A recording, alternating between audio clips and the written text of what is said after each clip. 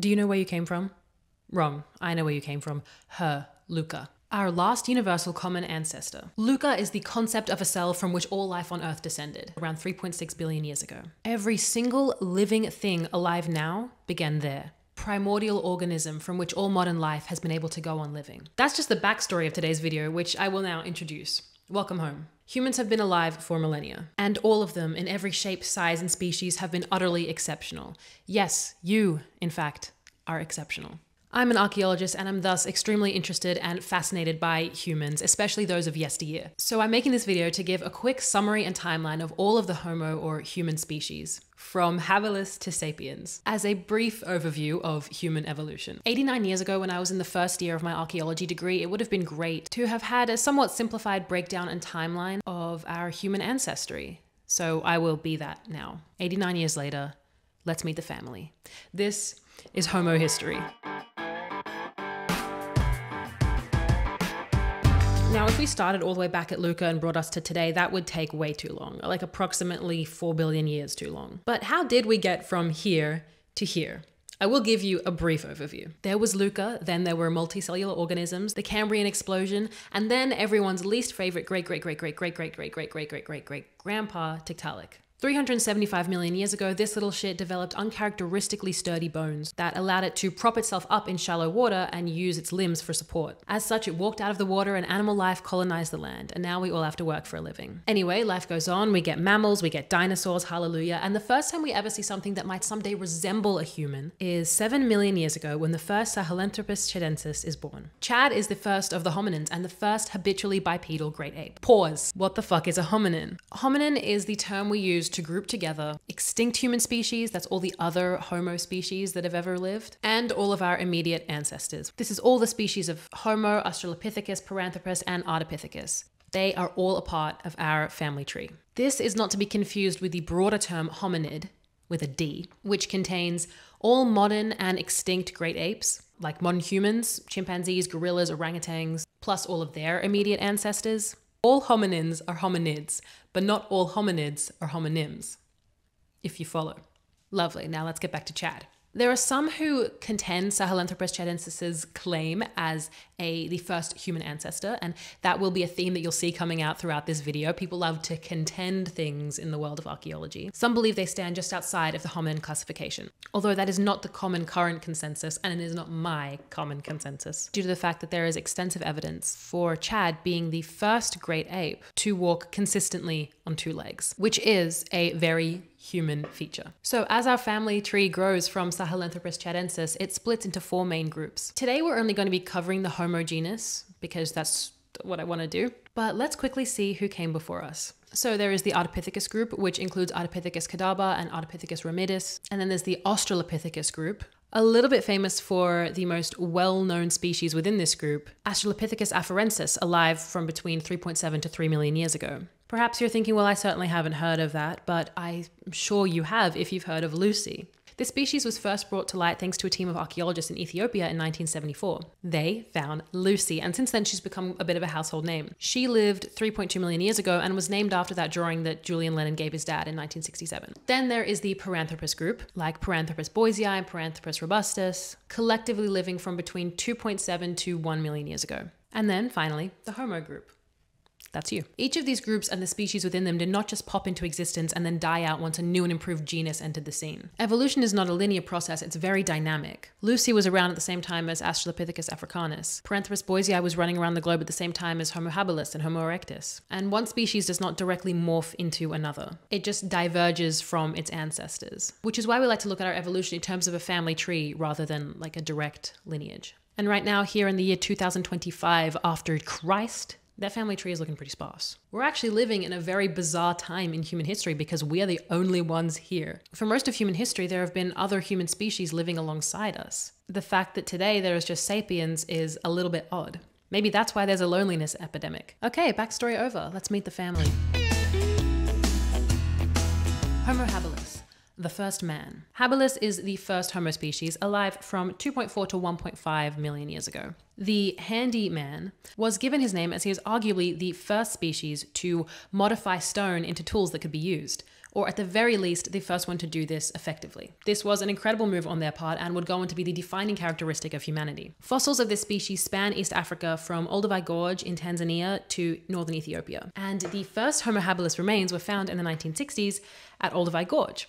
This skeleton, OH7, nicknamed Johnny's Child for reasons beyond my comprehension, has become the type specimen for the species, which is essentially just the representation for this species, what we assume any average Homo habilis will present like. Johnny's Child's hand is wide, with a large thumb and broad fingertips similar to that of humans. However, the fingers are relatively long and curved more like a chimpanzee's, very good for climbing trees. Habilis is credited as the species responsible for the creation, or at least the development, of Oldowan tools, a style of stone tool found, well, yes, in Olduvai Gorge, one of the most important paleoanthropological sites for the amount of hominins who have left their mark there over millennia. Homo habilis occupied Olduvai Gorge approximately 1.9 million years ago. Oldowan tools were made by taking a roughly spherical hammerstone and striking it against the edge of a core rock to create a stone with sharp edges, useful for doing anything prehistoric man might need. Cracking open nuts, cutting tree branches, dissecting animal carcasses.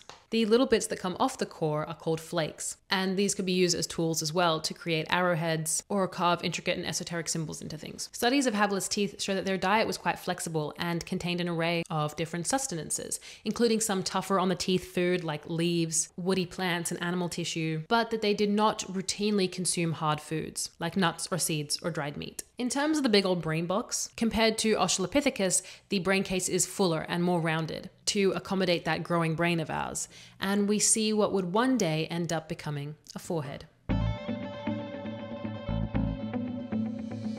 Homo rudolfensis, if I had to describe them this way, and I do, I have neither choice nor free will, is the mysterious cousin of the family, known largely from a handful of fossils and not too much else. Sparking debate, would you believe, whether they are actually their own separate species or just a slightly bigger version of habilis. Who's to say? Not I, although I would love to give you a definitive answer. But for the purpose of the next 5 minutes, we will continue to discuss what we know about them. Alive from approximately 2 to 1.8 million years ago, the most striking aspect of Homo rudolfensis is their cranial capacity, estimated at about 700 to 775 cubic centimeters. This is much larger than what we see in habilis. KNMER 1470, found in Kubi Flora, Kenya, is the type specimen for Homo rudolfensis. A lovely skull, which is almost basically complete and looks quite strikingly modern. It's very easy to picture an individual like this as completely human, traversing the changing landscape of East Africa 2 million years ago. These guys are often linked with the Oldowan tool industry, much like habilis, though the connection is somewhat indirect. Stone tools from Kubi Flora in Kenya date to the same period they were around, circa 2 million years ago. But it's unclear if rudolfensis or habilis or both created them. If rudolfensis is valid, it shows that brain enlargement and more human-like facial morphology began earlier and in more than one branch of our family tree. If not, and it's just a variant of habilis, maybe the genus Homo began with a lot more intraspecies diversity than we thought before. But forget about him, because it's time to talk about my best friend. While Homo habilis is unanimously considered the first Homo species, it is Homo erectus that sees one of the most drastic shifts in hominin evolution, most notably through their brain and body size and increasingly complex tools and behaviors. Alive from 1.8 million to 200,000 years ago, making them the longest surviving of all of our human relatives and making it quite possible that these guys were around at the same time as anatomically modern humans. Homo erectus, as you might have been able to deduce, means upright man and is called this due to being upright. Because of how long they were walking around this little planet of ours, we see a lot of variation. So much so that archaeologists have been known to split them into 2 distinct species. Ergaster, an earlier species seen in Africa, and Erectus coming along a bit later and having evolved primarily in Asia. I'm of the opinion that Ergaster is more of what you would call a subspecies of Homo erectus, but you can decide for yourself what you believe. You're a person with relatively advanced cognitive abilities. I know what your brain looks like. You can come to any conclusion that you desire. And you can thank Homo erectus for that cognitively acute brain of yours. During their time on Earth, their brain grows substantially. Early erectus, or Homo ergaster, if you're a contrarian, like the ones found in Dmanisi in Georgia, had a brain size of about 540 cubic centimeters. But just over 500,000 years later, Homo erectus, like Sangrian 17, found in Indonesia, had brain sizes of about 1,200 cubic centimeters.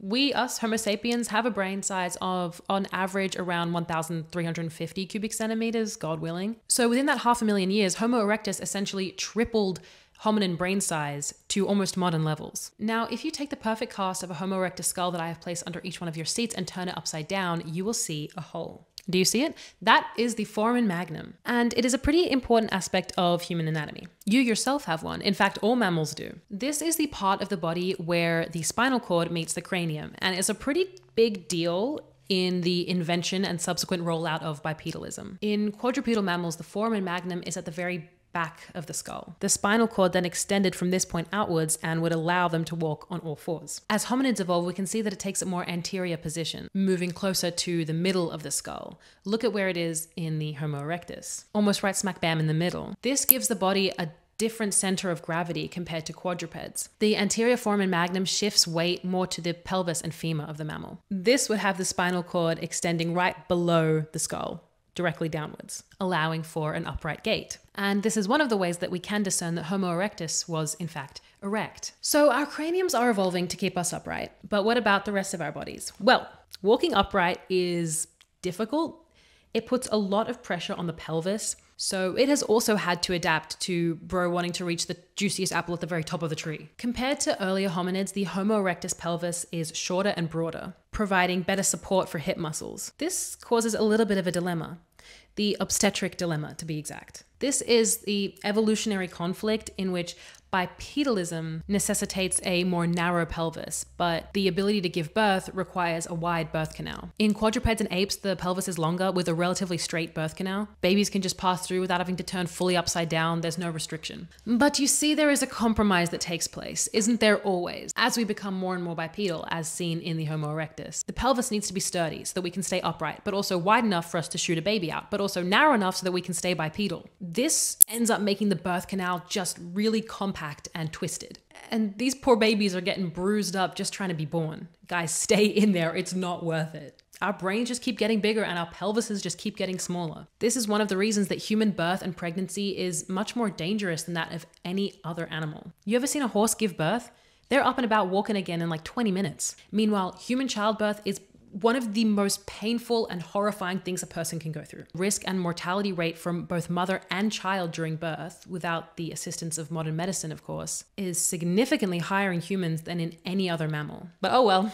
Apart from dooming us to aches and pains and difficult childbirth, Homo erectus also gave us relatively longer legs compared to our predecessors. Better for walking and running long distances, which you can also thank Homo erectus for. They are the first human able to run. Now, forgive me for assuming, but these adaptations sound like they are aligned to a life lived on the ground, not climbing and swinging in the trees like their predecessors with their long hands and curved fingers. The most complete fossil for this species is Turkana boy, a young preteen boy dated to be around 1.6 million years old. Found in all places, Turkana County in Kenya. Though he died very young, it's very sad, his bones are to this day the most complete set of Homo erectus bones that we've ever found. And they tell us a lot about his species. Turkana boy stood at roughly 1.6 meters as a child, suggesting that he might have reached 1.85 meters tall as an adult. That's about 6 foot if you haven't figured out the metric system yet. His body was lean and muscular, perfectly adapted for long distance running and walking. One of the most fascinating things about Turkana boy is what he reveals to us about the growth patterns and development of Homo erectus. Unlike modern humans, he seems to have grown a lot faster and would have reached adulthood earlier than our,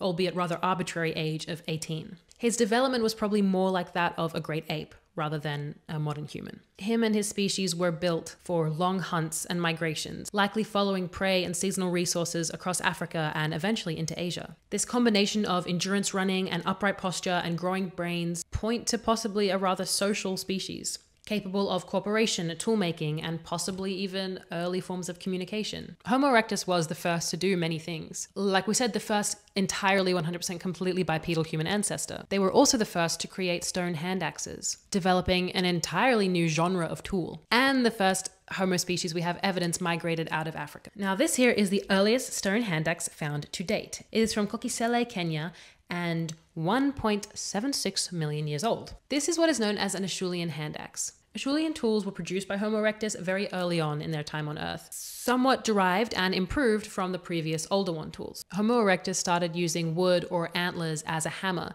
to make these tools, which is a lot softer than using another stone, and would produce more delicate results. These tools were bifacial, meaning they were flaked on both sides, making them a lot more sophisticated and really showing distinct creativity. These axes would have been used for any number of things and not necessarily specialized for a specific task. A favorite hand axe of mine in the archaeological record is from West Tofts in England. This hand axe is quite striking, pun intended, because of the fossil bivalve preserved in the middle. If someone made this for me, I would be absolutely insane. Some archaeologists have posited that the hand axe was deliberately flaked around the fossil, which kind of would imply an aesthetic sense by the human who made it. Choosing this particular rock to create a tool with, it's a mark, it's a signature, it's an aesthetic. It's dope as fuck. Given that the fossil sits within a depression uncharacteristic of other hand axes, it would seem that it has been deliberately framed by flaking around it. And funnily enough, in 2018, this hand axe was actually featured in a sculpture exhibition, which is retroactively and somewhat anachronistically raising it to the status of art piece. But it is beautiful to us today and would have been just as beautiful to a human 500,000 years ago. Hold on, did you say found in England? Why, yes, indeed I did. The second absolutely insane thing that Homo erectus did was migrate out of Africa, the first Homo genus to do so, that we know of. At the beginning of their lives, walking up very bipedally, Homo erectus coexisted in East Africa with many other hominid species, Homo rudolfensis, Homo habilis, Paranthropus boisei, but the Homo erectus yearned for the Eurasian landmass, and so off they set. I mean, not exactly. It's unlikely that these humans systematically and deliberately chose to migrate out of Africa using the Levantine corridor. They were probably following favorable temperatures and climates, and as climate transformed the ecologies of Northern Africa and Southwest Asia, humans followed sources of water and the rich environments to be found that their food sources were also taking advantage of. Homo erectus fossils have been found well into Asia, in China, and even going so far as Indonesia. The earliest site of Homo erectus out of Africa is 1.8 million years old, so they got out there pretty quick. By around 60 to 70,000 years before present, hominins began expanding out of the Iberian Peninsula and crossed the Pyrenees Mountains into the region of modern-day France. By 500,000 years before present, we see these Acheulean tools in what is now southern England. Okay guys, say goodbye to my best friend. Thank you for letting me introduce you to him. I know he was kind of quiet, but he's cool, I promise. Okay, picture this. Imagine if all of the vowels and all of the consonants were together in one word. That is Homo heidelbergensis. And these babies were around from roughly 700,000 to 200,000 years ago, and are thought by some to be the common ancestor from which the following Homo species evolved, like Neanderthals and sapiens. Essentially, without them, there is no you, and even more terrifying, no me. These human beings evolved in Africa, but by about 500,000 years ago, some populations were in Europe. They lived and worked in cooperative groups, hunted large game, and made a variety of tools, including stone hand axes and wooden spears set with stone spearheads. So who are these guys? Their cranial structure is quite distinct. They've got very thick brow ridges similar to erectus, a large projecting face, and a brain case averaging about 1,250 cubic centimeters. So that's pretty chunky. And also no real chin yet. That's a very modern thing. Their bodies were quite robust. They have strong limbs, broad chests and heavy builds, much more suited to colder climates, where Homo erectus is long and lanky. Fit for more tropical environments, heidelbergensis is stocky and muscular, capable of surviving that European chill. Homo heidelbergensis migrated out of Africa and into Europe and Asia around 500,000 years ago, adapting to the colder climates and eventually diversifying into Neanderthals in Europe and Denisovans in Asia. Their remains have mostly been found in Germany, Spain, and southern England. This is pre-English Channel. Archaeological finds suggest that they were some of the earliest hunters of large game. At Schöningen in Germany, wooden spears dated to around 300,000 years before present were found alongside horse bones. These were likely created by Homo heidelbergensis and were carefully carved and balanced. The creators selected thin trunks of spruce or pine and then stripped off the bark, cutting, scraping, and smoothing until the spears took shape. This one in particular, Spear X, has been resharpened at the end multiple times, implying extensive and repeated use, which I would be confident in saying shows deliberate craftsmanship. These spears were actually quite influential in how we understand the lives of Homo heidelbergensis. Prior to said spear's discovery in 1999, Homo heidelbergensis subsistence strategies were thought to be very simplistic. It was assumed that they were humans with no real language who managed to get by on eating everyone else's scraps, like scavenging large carnivore kills or picking apart animals that had died naturally. The spears, as well as some nearby finds, are evidence of complex technological skills and are the first direct evidence we have that humans hunted their prey. This also enlightens us about their social structures, again getting a little bit more complex than earlier humans. Apart from these spears, most Homo heidelbergensis tools are a big step up from Homo erectus. They refined the Acheulean hand axes and developed this new prepared core technique, and are sometimes associated with the early Levallois method, but we will come back to that with the next guys. Hunting large animals requires cooperation, planning, and dare I say, some kind of level of communication, maybe even a proto-language. Their hyoid bones, which is a bone in the throat linked to speech, show some capacity for vocal range, but who knows if they used it for speaking. If you happen to have seen a video in which I spoke about humans and the origin of music, you know that I've already been down this rabbit hole, and it spiraled me into madness, so forgive me for not wanting to go there again. With or without language, these people did live on our wee little planet, and they were not alone. They overlapped with Homo erectus in Asia, and early Neanderthal or Denisovan lineages in other regions. And I will say that in terms of big leaps in our evolution, Homo erectus is very physically human, but these guys are really the beginning of a more modern and complex cognitive frontier. So what became of them?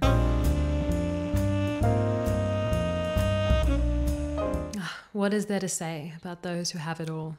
It is commonly believed that our incredibly cognitively attuned great uncles living in Europe continue to evolve until we arrive at everyone's coolest cousin, Neanderthals. Alive from between 400,000 to 40,000 years ago, Neanderthals are instantly recognizable in their anatomy. Standing on average between 1.5 to 1.75 meters tall, they're noticeably shorter and stockier than Homo sapiens, a body type that, as we said before, is ideal for conserving heat during those less than favorable Siberian winters during the Ice Age. Neanderthals evolved in Pleistocene Eurasia, a world defined by shifting Ice Age cycles. Their range stretched from Britain to Siberia, so talk about conquering the Eurasian landmass. They were around for a bit, so they saw many instances of the tumultuous Earth shifting and changing. Glacial periods made their environments cold as shit, while interglacial phases opened lush plains full of game. Their efficient hunting strategies and use of fire allowed them to exist in honestly not ideal conditions that most of y'all wouldn't cope in. I wouldn't be able to cope either. I can't think if the weather drops below 18 degrees. Their skulls were also quite distinctive. Elongated crania, massive brow ridges, a projecting midface with a large nose, and still no chin. But I have to say, what I like most about them is their mind. Neanderthal cranial capacity averaged between 1,200 to 1,750 cubic centimeters, which, if you've been paying attention, is in many cases larger than Homo sapien cranial capacity. Because these guys were generally more muscular than us, that makes a lot of sense. But what did they do with all that noggin?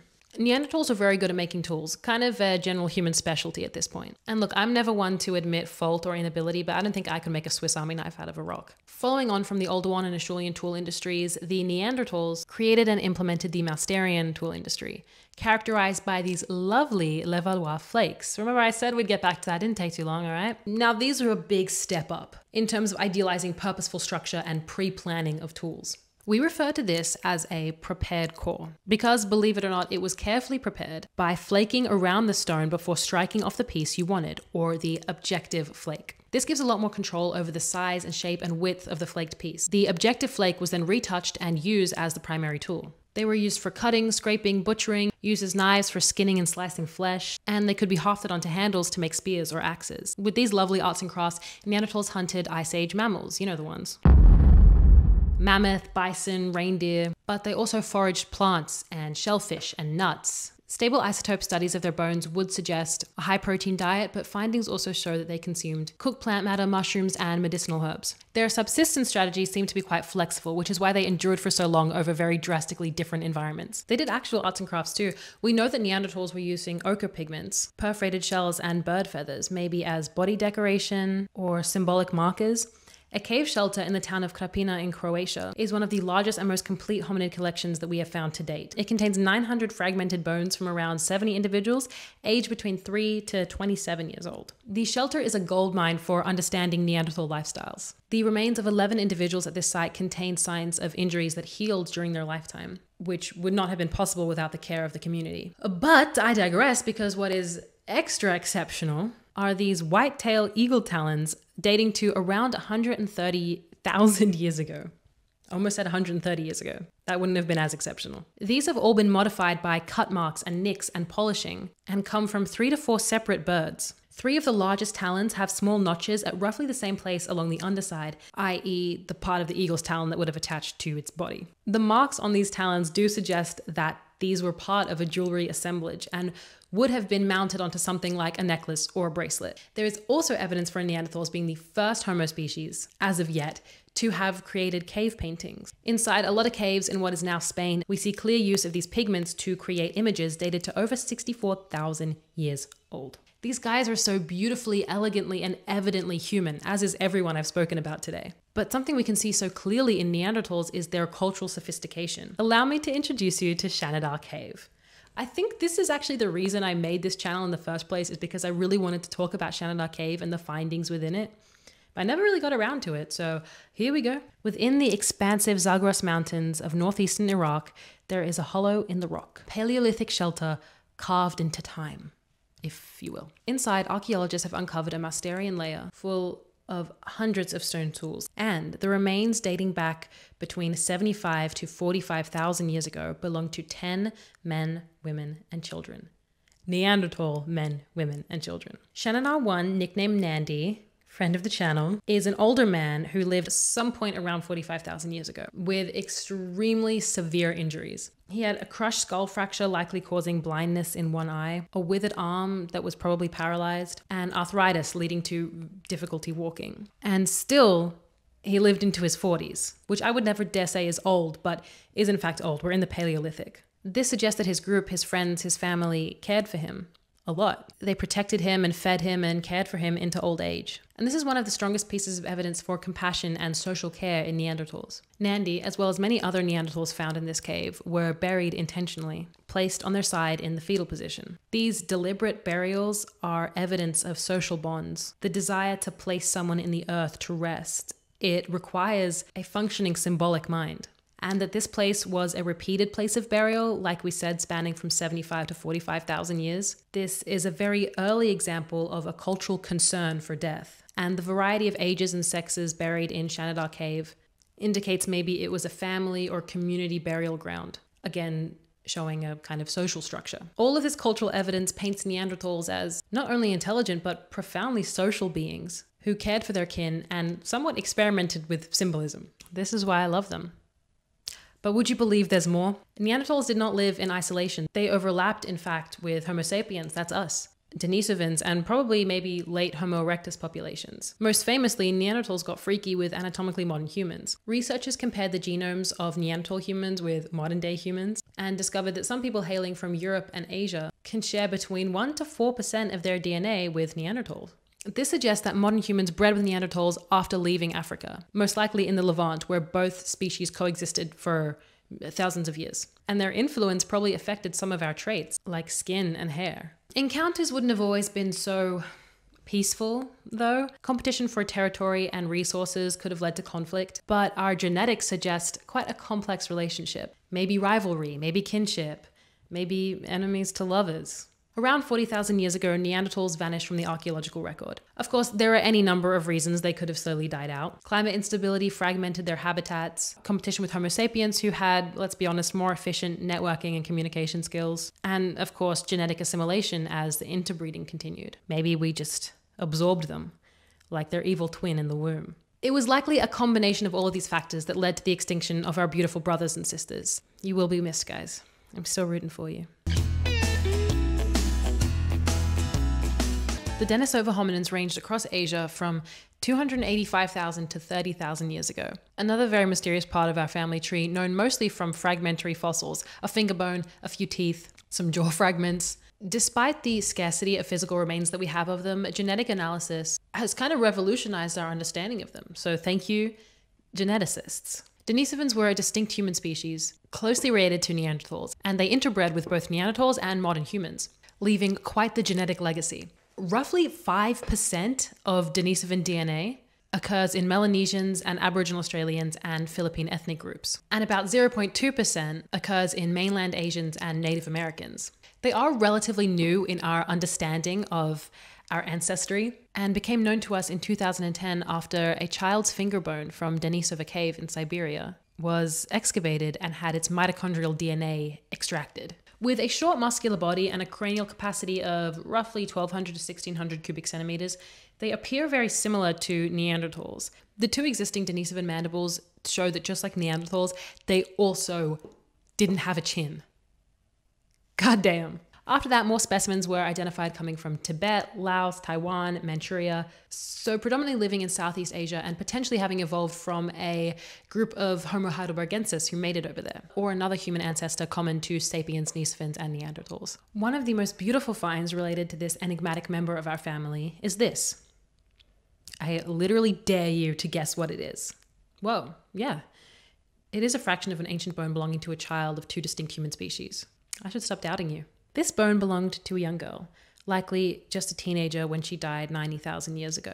Her name is Denny, and there is just enough DNA in this bone that she has left behind for us to analyze her genome, revealing that she was the daughter of a Neanderthal mother and a Denisovan father. Going back through her ancestry, we can tell that Denny's mother came from a group of Neanderthals who lived in Europe later than a Neanderthal found in Denisova cave, which would suggest that the migration of Neanderthals between Eastern and Western Eurasia occurred sometime after 120,000 years ago. Denny has allowed us to see a glimpse into the social lives of archaic humans. And as a first-generation Neanderthal Denisovan, she is speaking to us across millennia, suggesting that relationships and mixing between late Pleistocene hominin groups was relatively common when they met, and not as rare or as improbable as we once thought. Everyone say thank you, Denny. Neanderthals and Denisovans were not constantly interbreeding. They definitely have distinct genomes and are found in different territories. Neanderthals mostly in Europe and Denisovans mostly, like we said, in Southeast Asia. But they would have sometimes met at the boundaries and clearly weren't too upset about it. Okay, everyone say bye, Denny. Holy shit, where'd you go? You just disappeared for like 2.8 seconds.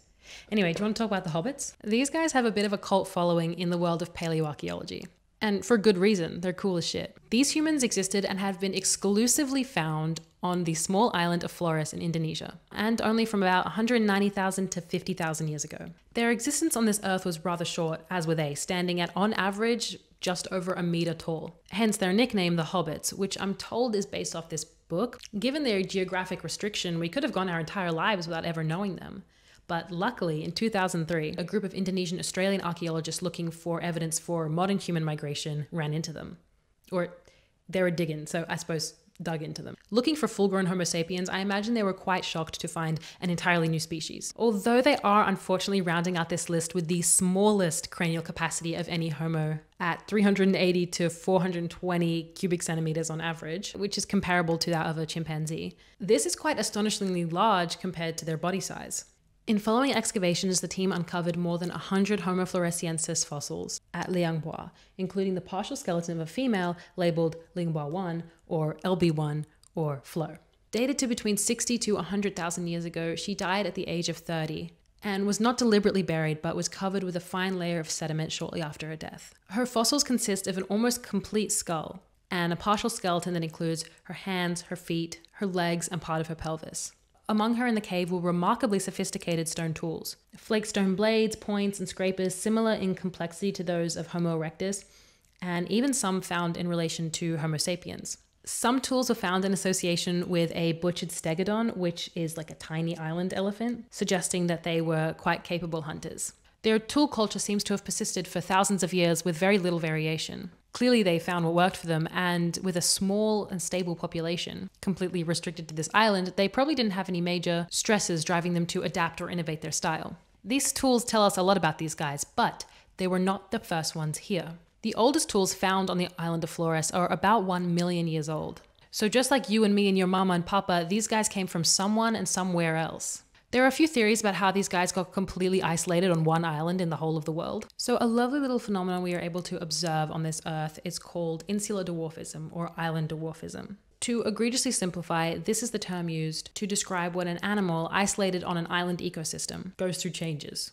It gradually evolves to become smaller and smaller. The theory behind this is that animals confined to a small space where no new resources are getting in and none of the inhabitants can leave are going to ideally be smaller in order to survive. Smaller animals need fewer resources and can exist in smaller groups, and so therefore will flourish in this environment. A smaller size also means a shorter gestation period, which means a quicker turnaround time for generations. And life will do anything it can to keep on living. The goal of a species is to survive, and if that means being 3'7", then so be it. So it is highly possible that this island dwarfism happened to an earlier human ancestor like Homo erectus, who Flo and her species seem to be anatomically most similar to out of all other human ancestors that we know of. What I want to know is how humans got there in the first place. Whether it was erectus or some other hominin, they would have had to have crossed open water to get from here to there. They would have had to use some kind of raft or canoe well before modern humans were even traversing this earth. That's insane. Humans and our godforsaken need to defy the ocean. Am I right? Now, I know we haven't gotten there yet, but I'm sure some of you are thinking, well, these guys were around the same time as Homo sapiens, were they not? And yes, indeed they were. Is there any chance that one of us interacted with one of them? I don't know.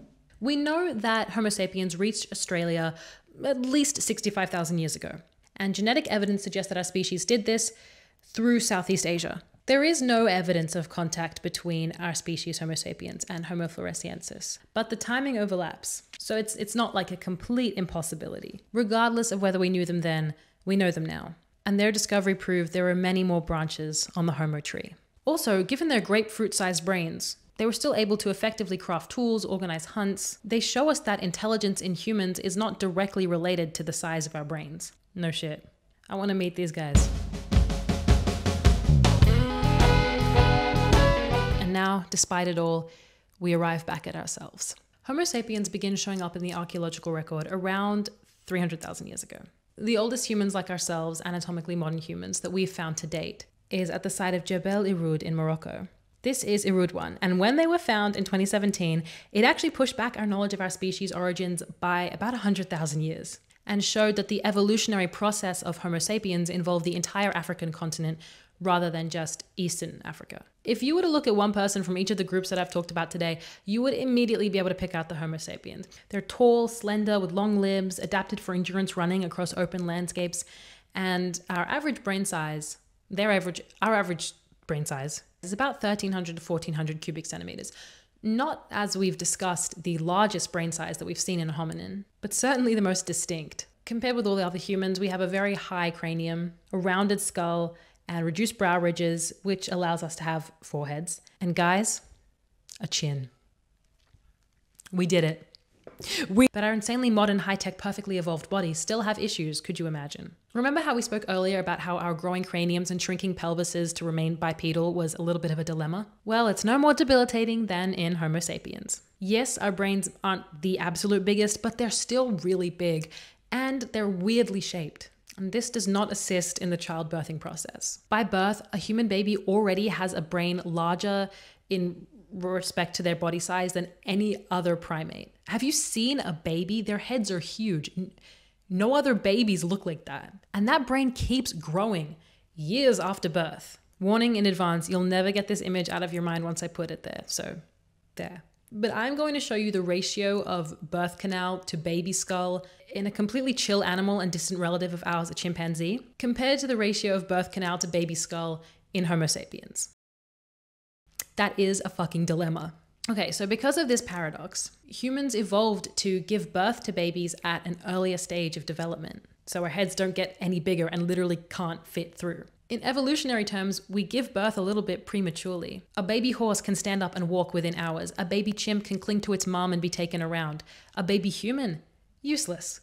Crying, shitting, can't even lift its own head up. Can't walk for a year, sometimes more. Months after birth, the baby is still technically fetal in its dependency on its mother. But it's growing outside the womb because the mother's pelvis physically cannot allow a more developed baby through. This makes human infants quite unique in their need for years of care after birth, putting huge pressure on parents and communities.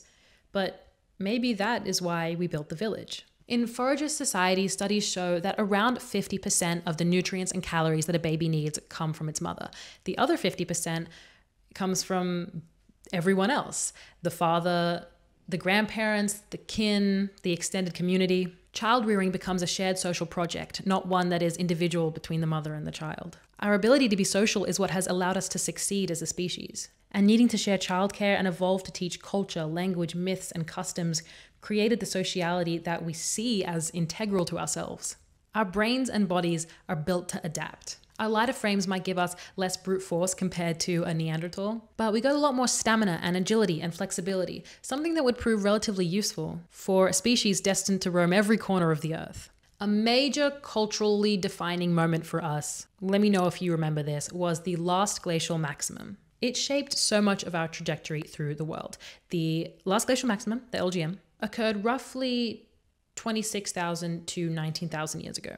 And it is the coldest point of the last ice age. So what this means is ice sheets. Enormous glaciers up to 3 kilometers thick, which covered North America, Northern Europe, Siberia. You've seen the movie. Sea levels also dropped by, on average, 120 meters, exposing massive areas of land, like the Bering Land Bridge, which connects Siberia and Alaska, and the Sunda Shelf, which linked mainland Asia with Indonesia. Global temperatures were also up to 9 degrees colder than they would be today, and some places became indistinguishable and uninhabitable. Somehow, we managed to survive on this earth as it was shifting and changing. And it actually allowed us to make it our species-wide mission, I suppose, to see every single part of it, which no other Homo species had done. By 200,000 to 100,000 years ago, sapien populations were spreading throughout Africa and doing a pretty good job. There are fossils in the Levant that show that a small group of sapiens actually left Africa around 120,000 years ago, but nothing came of these dispersals. It's possible that harsh climatic shifts either took out these groups or pushed them back into Africa. But they tried again,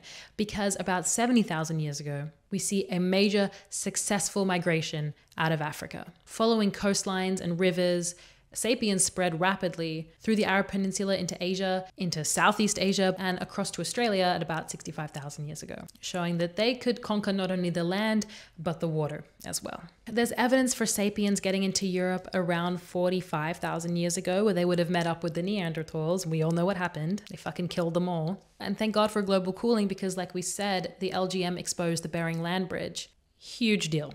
Genetic evidence suggests that small populations crossed either during or just after the LGM, when ice corridors and coastal routes opened. So the concrete evidence we have for humans in both North and South America dates back to around 20,000 years ago. No other hominin ever achieved this level of geographic conquest. By the end of all these dispersals, sapiens were on every single continent, except Antarctica. I mean, we're there now, so... And we're able to master every kind of ecological niche that the earth could throw at us. We adapted ourselves rather than waiting for evolution to do it for us. We didn't evolve new bodies for each new environment. We evolved new ideas, clothing, shelter, myth, cooperation. We were so smart and innovative. What happened, guys? Anyway, I think that's my time. I think I'm gonna leave it there. If I missed out on anyone you're particularly fond of, please do take a chance to tell us all about them. I couldn't possibly cover every fragment of bone or mandible that has been argued to be a new species because I simply did not want to. There may be many more of us that we've yet to find. But isn't it so wonderful that humanity has such a rich and visible history of life on this planet? We've been leaving memories of ourselves caught in stone and ice and time since the beginning. And if we don't fuck it up, we can continue to do so. How you like them apples? Love you lots. Bye.